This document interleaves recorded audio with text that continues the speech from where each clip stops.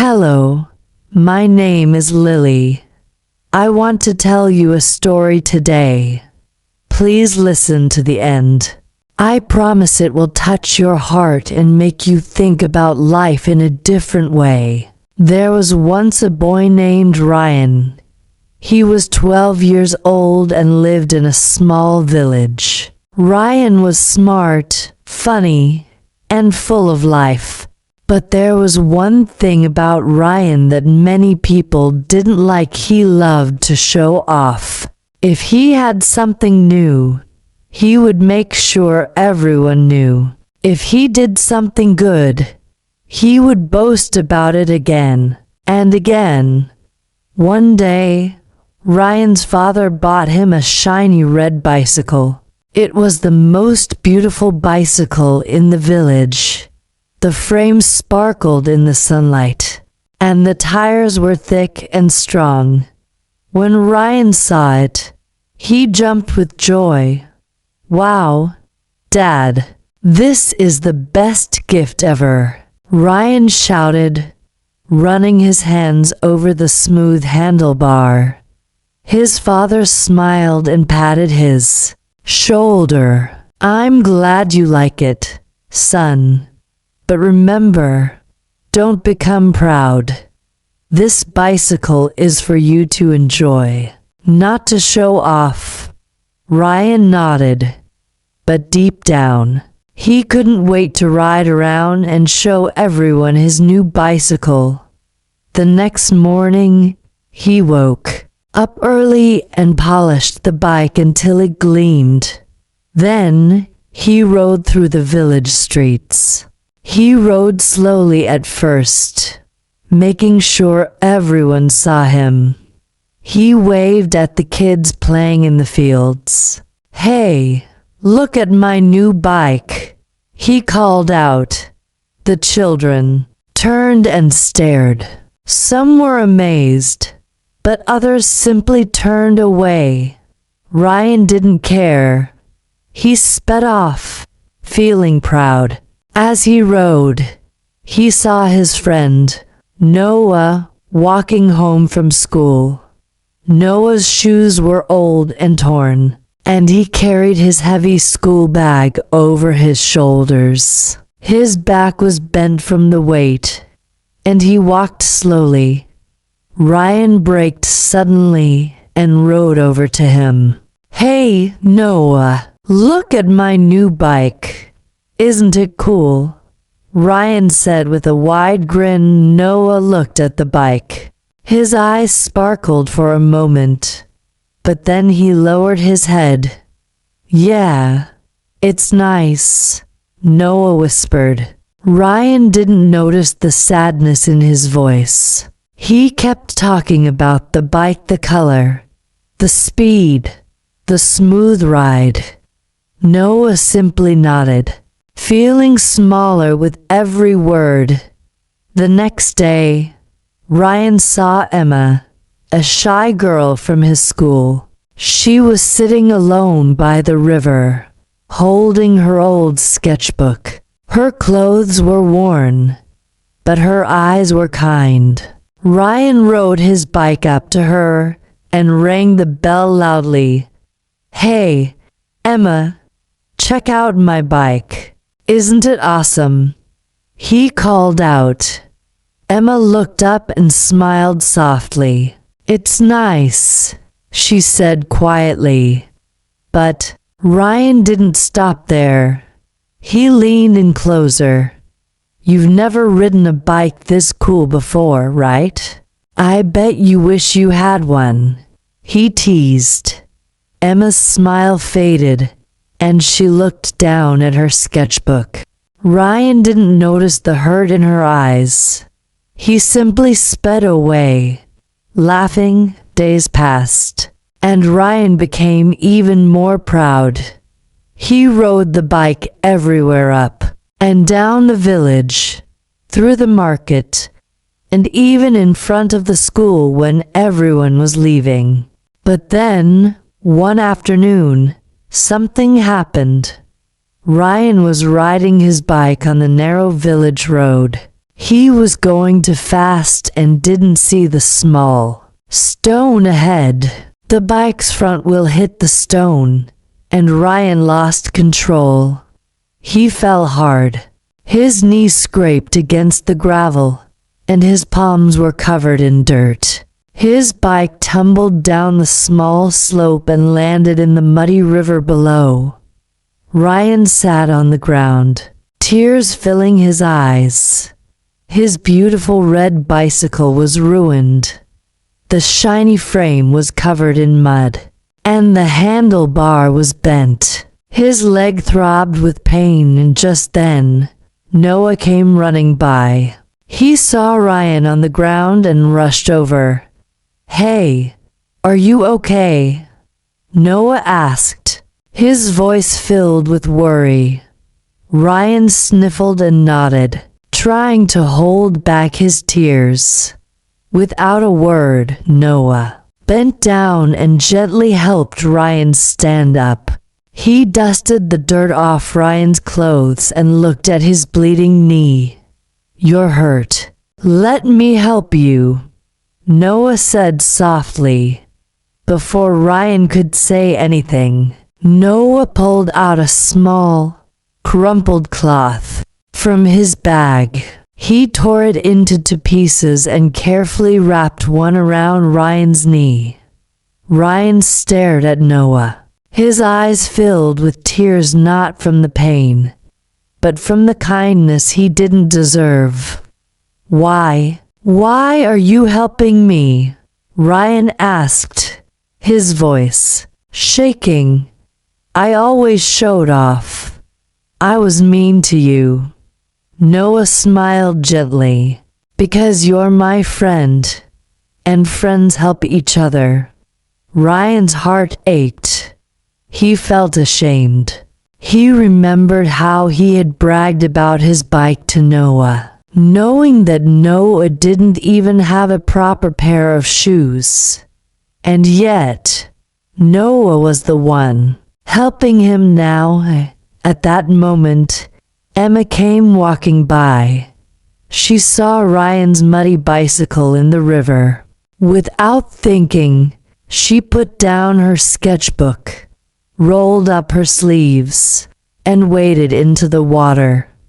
"No, Emma, you'll get dirty," Ryan shouted.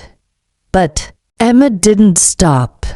She pulled the bicycle out of the river with her small hands. Her dress was soaked, and her shoes were ruined, but she didn't care. She brought the bike to the shore, coughing and shivering slightly. Ryan was speechless. He couldn't hold back his tears anymore. "Why did you do that?" he asked, his voice breaking. "I made fun of you. I showed off. I acted so proud. Why are you helping me?" Emma looked at him with soft, gentle eyes. "Because kindness is not about how people treat you. It's about who you are inside." Ryan's chest tightened. He felt a warmth spread through his heart. He realized how foolish he had been. The people he had shown off to, the ones he had hurt with his words, were the ones who were now showing him kindness. Tears streamed down Ryan's face. He hugged Noah and Emma tightly. "I'm so sorry. I'm so sorry," he whispered. From that day on, Ryan changed.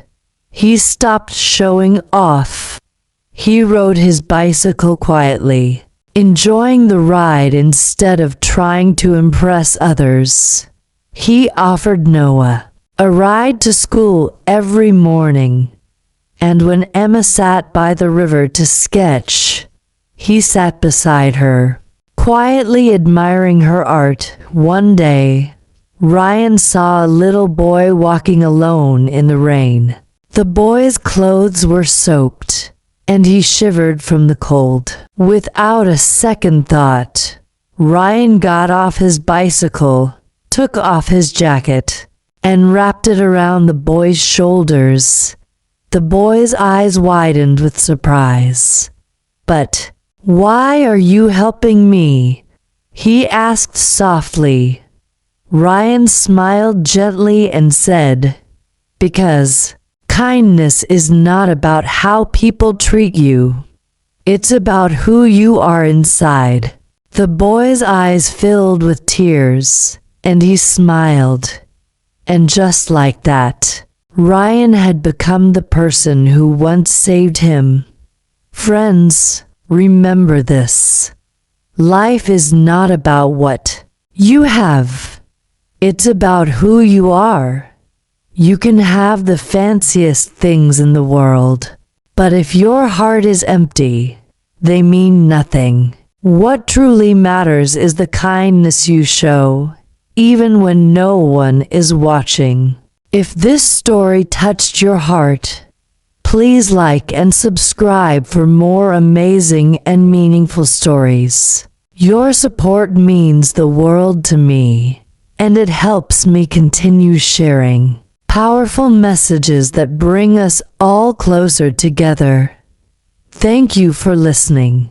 As the seasons changed, so did I. Grief has a strange way of becoming softer with time. It doesn't go away, but it becomes gentler, like a familiar shadow that walks quietly beside you. It no longer weighs down your chest, but instead, it wraps around you softly, reminding you of the love you once held. The first spring without Grandma arrived with a burst of color. The cherry blossoms outside my window bloomed with delicate pink petals, and the air smelled of fresh grass and morning rain. I found myself walking through the park again, this time with a small journal in my bag, a gift from Grandma that I had forgotten about until I found it tucked away in the back of my closet. The cover was deep brown leather, slightly worn, with a small golden clasp. When I opened it, I saw her familiar handwriting on the inside cover. "To my dearest Lily, write your heart here, always, Grandma." I ran my fingers over the words, feeling their weight. It felt like she was right there with me, encouraging me to pour my soul onto the pages, and so I did day after day. I sat by the pond, writing letters to her. I wrote about everything: the good days, the hard ones, the quiet moments when I missed her the most. I wrote about school, about how I had made a new friend named Claire, who had a laugh as bright as the sun. I wrote about the day it rained so hard that I danced barefoot in the puddles, and I imagined Grandma laughing with me. Twirling in the rain one evening, I stayed at the park longer than usual. The sun dipped low, and the sky was painted with soft strokes of lavender and tangerine. The world was quiet, except for the occasional rustling of leaves and the gentle quacking of the ducks. As they settled in for the night, I opened the locket and stared at the photograph. "I'm doing okay, Grandma," I whispered. "I miss you, but I'm okay." The breeze brushed softly against my cheek, and for a fleeting moment, I felt it, the faintest caress, as though she were gently wiping away a tear I didn't realize had fallen. I smiled and pressed the locket to my chest. As the weeks passed, something beautiful began to happen.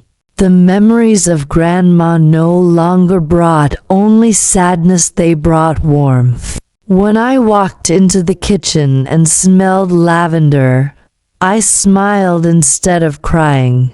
When I sat on the old swing, I laughed softly, remembering how she used to push me higher and higher until I felt like I could touch the sky. The pain didn't disappear, but it changed. It became softer, kinder. It became love. One morning, as I was getting ready for school, my mother knocked softly on my bedroom door. "Lily," she called. I turned, surprised by the gentle tone in her voice. She walked in holding a small cardboard box. Her eyes were glassy, but she smiled faintly.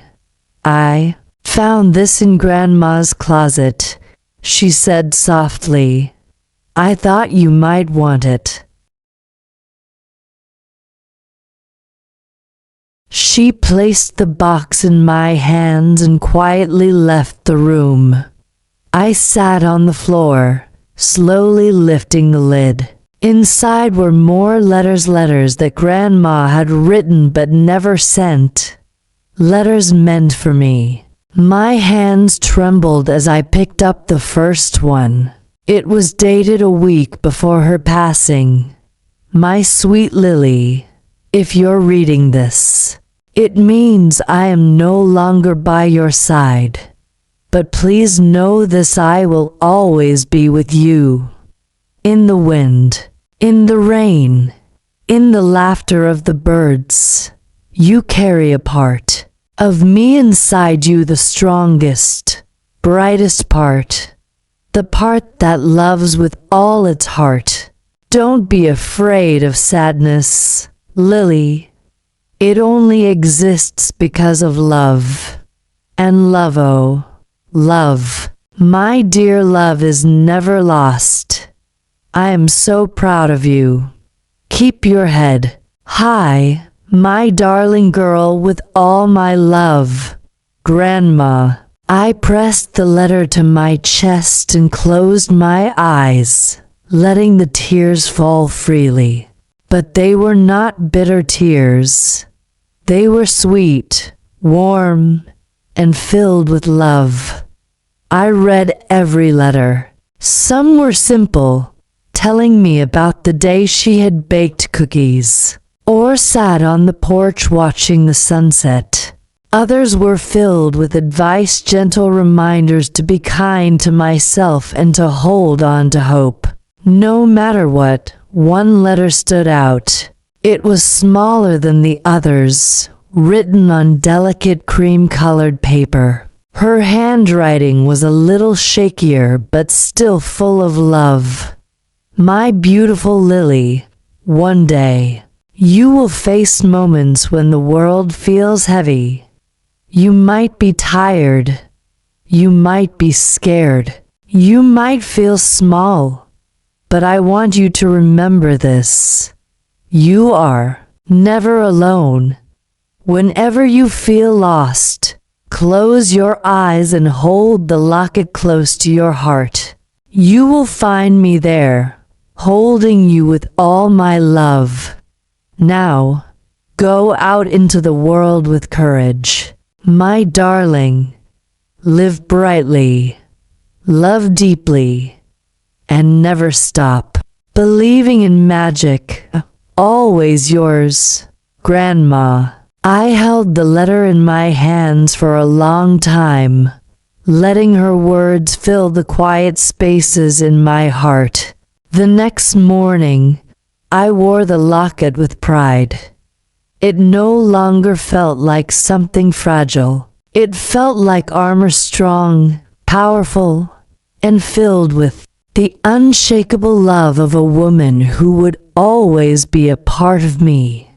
The seasons continued to pass. I grew older.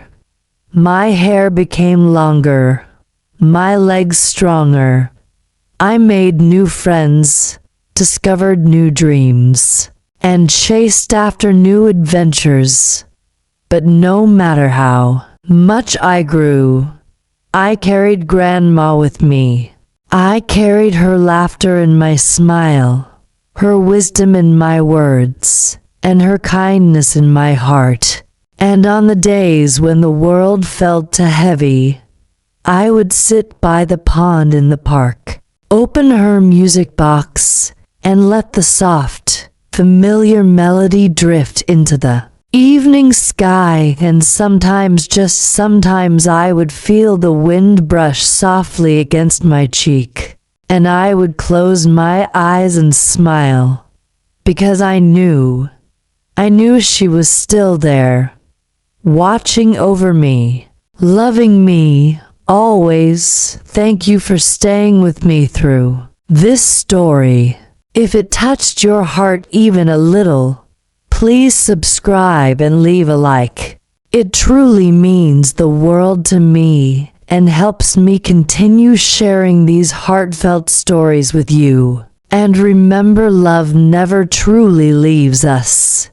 It simply changes its form, becoming part of the world around us, forever reminding us that we are never alone.